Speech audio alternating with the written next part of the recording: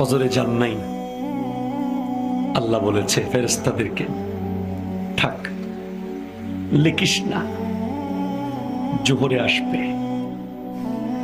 আমার বান্দা তো, আল্লাহ পানি বন্ধ করে দেব? না না না, আমার বান্দা। খানা বন্ধ করে দেব? না না না, আমার বান্দা। আমি না গাফফার, আমি আল্লাহ না ক্ষমাকারী।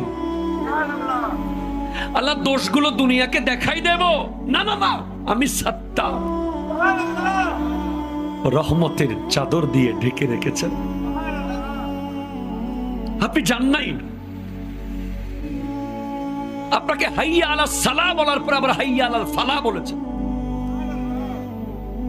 হাইয়া আলা সালাহ বললে হতো, ফালাহ কেন বললো? আরে তোর লাভের জন্য আয়। আমি আল্লাহকে তুই সিজদা করবি, লাভটা আমার হবে না, তোর হবে।